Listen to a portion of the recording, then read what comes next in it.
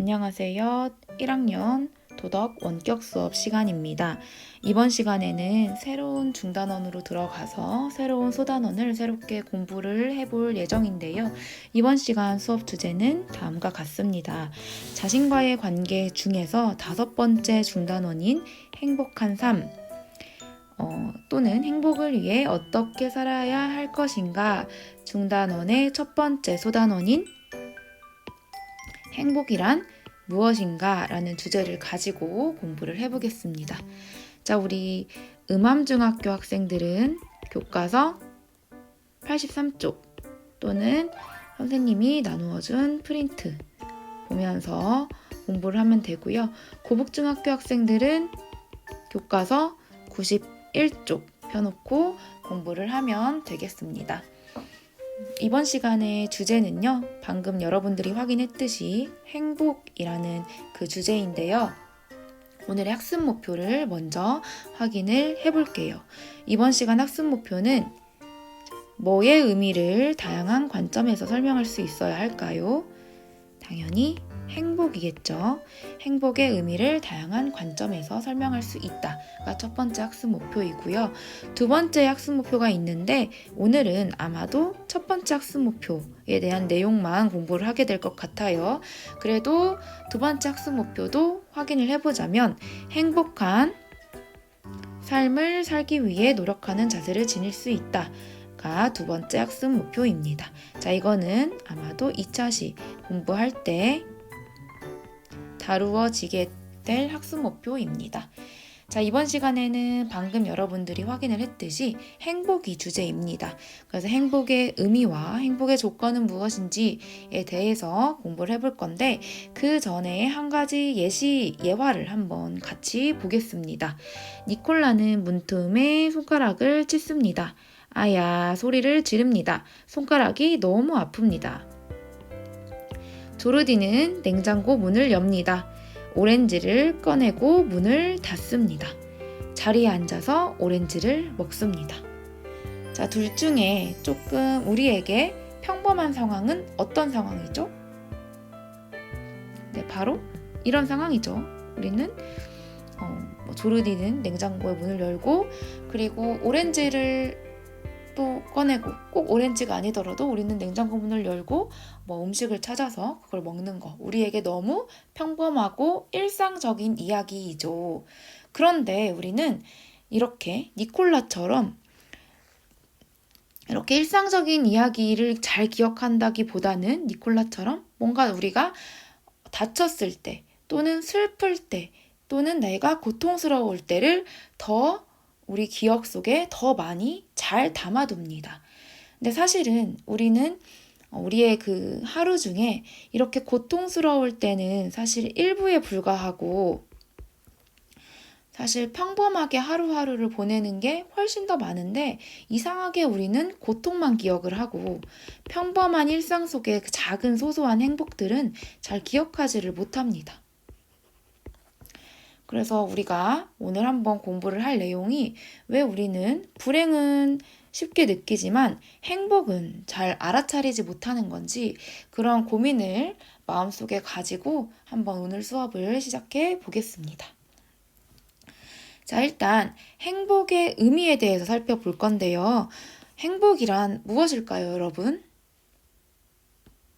한마디로 정의하기가 무척 어렵죠. 자, 그러면 여러분들은 언제 가장 행복이라는 감정을 잘 느끼나요? 한번 마음속에 한번 떠올려 볼까요? 어떤 사람은 맛있는 음식을 먹을 때 행복할 수 있고 어떤 사람은 친구와 함께 소중한 시간을 보낼 때 행복할 수 있겠죠. 어떤 사람은 그냥 내가 좋아하는 일을 하고 그냥 가만히 아무것도 안 하고 쉴 때 행복감을 느낀다고 말을 할 수 있을 것 같습니다. 이처럼 행복에 대한 생각은 사람들마다 같을까요? 다를까요? 사람마다 다릅니다. 그래서 행복이라는 이런 어떤 감정을 한마디로 정의 내리기는 쉽지는 않은데요. 그래도 우리 교과서에선 행복에 대해서 나름대로 정의를 하고 있습니다. 행복이란 뭐라고 정의를 하고 있는지 한번 같이 볼게요. 행복이란 삶에서 즐거움과 만족감을 느끼는, 충분한 만족감과 충분한 즐거움을 느끼는 상태를 행복이라고 한다고 합니다. 여러분, 이 말에는 동의를 하나요? 그쵸? 우리는 삶을 살아갈 때 누구나 다 행복하기를 원하죠.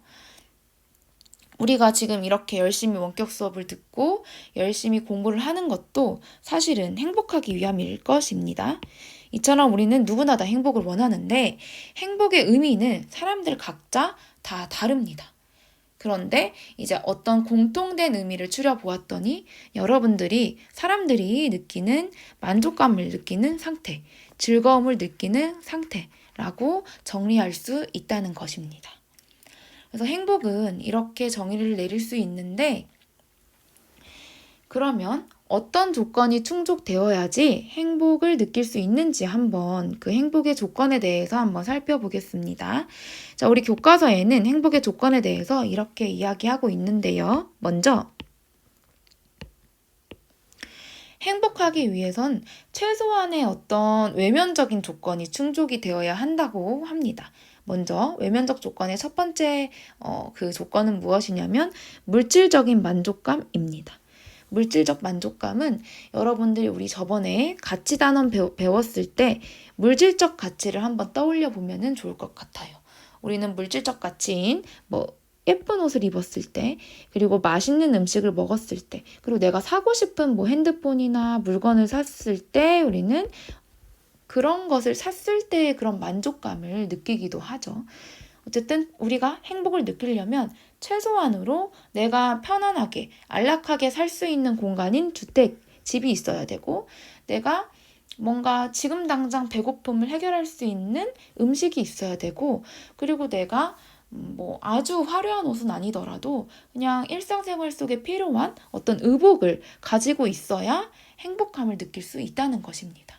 내가 집도 없고, 그리고 내가 배고프고, 그리고 입고 다닐 옷도 없고, 아예 없고 이러면 최소한의 행복을 느낄 수 없다라는 그런 이야기이죠. 이런 외면적 조건은 행복을 위한 최소한의 조건이라고 생각을 하면 될 것 같아요. 그리고 이제 외면적 조건 중에 또 이제 추가할 수 있는 게 예쁜 외모, 아름다운 외모, 그리고 사람들에게 뭔가 과시할 수 있는 명예와 인기 등이 있다고 합니다. 우리는 예쁘면 행복감을 느끼는 사람이 있을 수 있겠죠. 그리고 인기가 많고 좀 명예로우면 행복을 느낀다는 사람이 있을 수 있을 것입니다. 이런 외면적 조건은 행복을 위한 어떤 최소한의 조건이라고 말할 수도 있겠죠. 하지만 이제 문제는 뭐냐면 외면적 조건이 충족되었다고 하더라도 우리는 모두 다 행복을 느끼는 것은 아닙니다. 예를 들면 아름다운 외모를 가진 연예인이 우리는 쉽게 목숨을 끊는 그러한 기사를 종종 접했죠.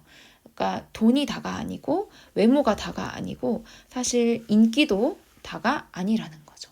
인기라는 것은 사실 거품과도 같아서 금방 사라질 수 있는 것이죠. 외모도 마찬가지죠. 외모도 항상 내가 아름다우면 좋겠지만 항상 우리는 아름다울 수가 없겠죠. 그래서 이런 외면적 조건은 행복을 위한 최소한의 조건이라고 할 수는 있겠지만 그렇다고 해서 행복을 위한 충분 조건은 아니라는 것입니다. 그러면 행복을 위해서 필요한 또 다른 조건에는 어떤 것들이 있는지 한번 살펴볼게요. 외면적 조건과 조금 대비되는 그런 조건으로서 내면적 조건이 있습니다. 우리 내면적 조건은 우리 저번에 가치 단원 배웠을 때 정신적 가치에 대해서 한번 떠올리면 좋을 것 같아요. 정신적 가치 중에 하나였던 지적 만족감. 이런 거는 진짜 엄청난 우리에게 만족감을 주죠. 내가 정말 몰랐던 문제를 열심히 노력해서 딱 이해했을 때, 그리고 내가 어떤 시험에서 어떤 목표를 가지고 열심히 노력을 했고 그 결과로 좋은 성과를 이뤘을 때, 우리가 열심히 체육대회를 참여를 했고 그 결과로 체육대회에서 우승을 했을 때 느끼는 어떤 정신적인 만족감은 사실 외면적 조건에서 오는 만족감보다 훨씬 더 오래 지속될 수 있습니다. 그리고 이제 두 번째로 중요한 건 뭐냐면 누군가로부터 사랑받고 존중받고 존경받는 듯한 그런 느낌 있지요. 이런 것도 행복을 위해서 진짜 꼭 필요한 조건인 것 같습니다. 내가 아무리 외면적 조건이 뛰어나더라도 아무도 나를 사랑한다고 느끼지 않고 다 모든 나의 주변 사람들이 날 싫어한다라고 생각이 되어진다면 사실 그 사람은 행복감을 느낄 수가 없겠죠. 자, 그리고 세 번째로 필요한 게 이제 평화로운 마음인데요. 어떤 사람들은 좀 불안감을 많이 느끼는 사람들이 있습니다. 그러니까 똑같은 상황이더라도 어떤 사람에게는 이게 불안한 그런 상황이 아닌데 불안감이 높은 사람에게는 이 상황 자체가 굉장히 스트레스고 불안한 상황으로 받아들여질 수가 있겠죠. 그런 사람들은 다른 사람보다 조금 행복함을 느끼기가 어려워요. 그래서 이제 내면적 조건으로 필요한 게 이제 평화로운 마음입니다. 불안하지 않은 마음, 어떤 상황에서도 동요되지 않는 마음, 이런 것들이 있어야 우리는 행복한 감정을 느낄 수가 있습니다. 그리고 네 번째는 다른 사람을 도우며 느끼는 보람입니다. 내가 어떤 사람에게 뭔가 선물을 주었고 그 사람이 내게 받은 선물을 통해서 정말 행복해했을 때 그러면 이제 우리 마음이 되게 행복한 감정으로 충만해지죠. 그리고 도움이 필요한 사람에게 내가 적절한 도움을 주었고 그 사람이 굉장히 고마워하고 정말 감동을 받았을 때 우리 또한 마음이 되게 충만해진다는 것을 여러분들도 느낀 적이 있었을 것입니다.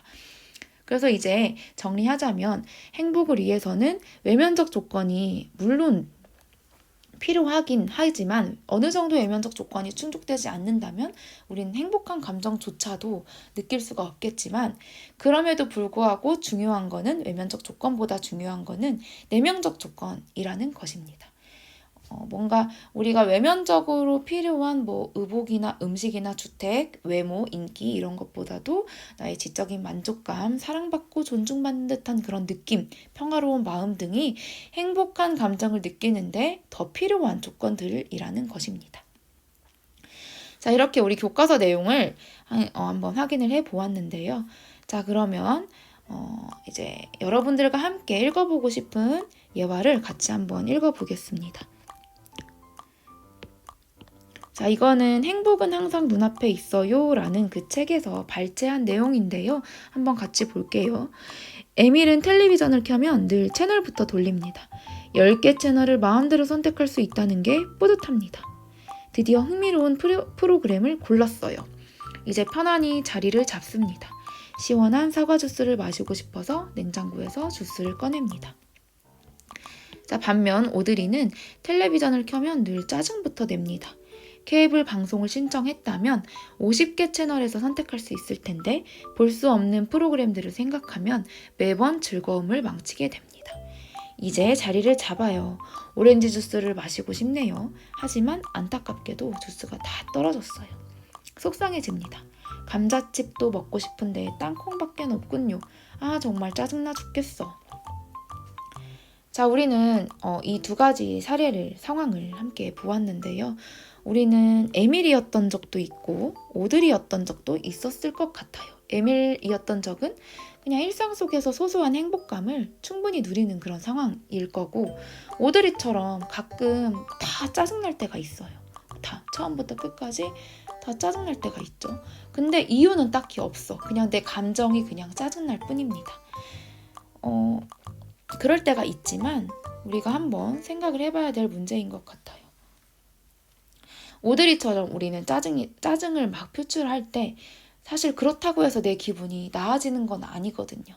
그럼에도 불구하고 그냥 그 상황이 짜증나서 짜증을 낼 때가 있습니다. 더 심할 때는 가족에게도 심한 말을 할 때도 있죠. 근데 이제 중요한 거는 똑같은 어떤 상황이어도 어떤 사람은 그 상황에 대해서 그냥 일상처럼 그냥 느끼고 어떤 사람은 똑같은 상황인데 짜증부터 냅니다. 그래서 우리가 한번 고민을 해봐야 될 게 나는 너무 지금 눈앞에 일상 속에 이제 내가 누리고 있는 그런 행복을 제대로 누리지 못하고 지금 나에게 닥친 안 좋은 상황만 보고 그거에 너무 집중하며 살진 않았는지에 대해서 한번 고민을 해봤으면 좋겠습니다. 사실 우리가 불행할 때도 물론 있긴 하지만 소소하게 느끼는 행복들이 굉장히 많잖아요. 그래서 우리가 너무 불안에만 그런 초점을 맞추다 보면은 우리가 지금 당연하게 누리고 있는 그런 일상 속의 소소한 행복감을 놓칠 수도 있다라는 그런 이야기를 해주고 싶습니다. 그래서 여러분들은 지금 내가 그냥 당연히 누리고 있는 밥 먹는 것, 수업 듣는 것, 걸어 다니는 것, 이런 것들의 일상의 소중함을 느끼고 살았으면 합니다. 자, 마지막으로 한 가지 사진을 보면서 내용 정리하겠습니다. 여러분들이 한번 이 화면을 보고 한번 눈으로 훑고 누가 제일 행복할까를 한번 생각해 보는 시간을 잠깐 가져볼게요. 자, 맨 위에 왼쪽은 누구냐면 누굴까요? 아는 친구 있을까요? 자, 이 사람은 세계적으로 아주 부자인 워렌 버핏이라는 사람입니다. 자, 이 사람은 돈이 아주 많겠죠. 그래서 이 사람이 돈을 많이 버는 것이 행복이야 라고 말했다고 생각을 해봅시다. 오른쪽 볼게요. 오른쪽은 소방관입니다. 소방관님이 이제 열심히 불을 끄는 그런 사진인데요. 이 사람은 아마도 고통받는 사람들을 돌보는 게 행복이다라고 느낄 수 있을 것 같습니다. 세 번째는 이제 여러분들이 좋아하는 아이유라는 가수인데요. 이 사람은 이제 행복은 텔레비전에 나오는 것이야 라고 생각을 한다고 가정을 한번 해봅시다. 그리고 마지막은 이거는 선생님 사진입니다. 몇 년 전 사진인데 잘 나왔다고 생각을 해서 한번 가지고 왔습니다. 이 사진 속의 그 선생님은 이렇게 생각을 합니다. 행복은 결혼을 하고 아이를 돌보는 것이야. 자, 여러분들 생각했을 때 누가 가장 행복해 보이나요? 이 사진만 보고 단편적으로는 알 수가 없겠죠. 여기서 말하고 싶은 그런 내용은 행복은 각기 사람들마다 다르게 느낀다는 것입니다. 그래서 행복에 대한 정답은 없다는 것이죠. 그런데 여러분들한테 얘기하고 싶은 거는 앞에 얘기했던 것과 같이 행복을 위해서는 두 가지 조건이 필요하다. 첫 번째는 외면적 조건, 두 번째는 내면적 조건인데 여러분들도 잘 곰곰이 생각을 해보면 외면적 조건보다는 내면적 조건이 훨씬 더 만족감이 오래 지속된다라는 것을 알 수 있을 것 같아요. 그래서 여러분들만의 행복을 찾아보면 좋을 것 같다는 생각을 합니다. 그래서 이번 시간에는 행복의 의미에 대해서 공부를 해보았는데요. 다음 시간에는 아까 우리가 하지 못했던 두 가지 학습 목표 중에 두 번째 학습 목표에 대해서 공부하는 시간을 가져보겠습니다. 네, 그러면 이것으로 이번 시간 도덕 수업을 마치겠습니다.